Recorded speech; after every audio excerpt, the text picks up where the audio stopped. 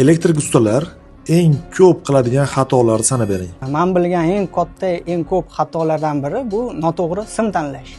Ko'plar ko'p tolali sim tanlab qo'yadi-da, montaj oson bitishi uchun. Lekin bizani qoidalar bo'yicha ko'p tolali sim montaj uchun foydalanish mumkin emas. Devorda qoladigan yaxshi sifatli kabellardan foydalanish o'zi to'g'ri. Bu birinchisi.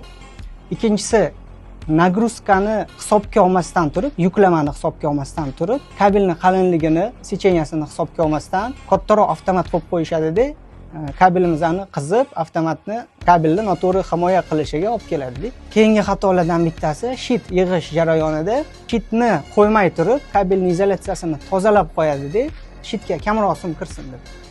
Izolyatsiyasi shunda suvoqni tagida qolib ketib, ochilgan tolalarning ikkinchi uchi shitni ichkarisida qolib ketadi. U shitni ko'z ko'radigan joyida emas-da, suvoqni tagida qolib ketadi. Simni agar ertaga bu muammo bo'ladigan bo'lsa, simni ikkinchi uchini topib olish iloji bo'lmaydi. Shitni yig'ish jarayonida ko'plar uzo, relay напряжение va shunga o'xshagan muhim himoya vositalarini ham qo'yib ketmasligi. Endi men hozir sanab chiqaman desam, hozir miyamga ko'p narsa kelyapti. Endi asosiylari men ko'rganlarim shu.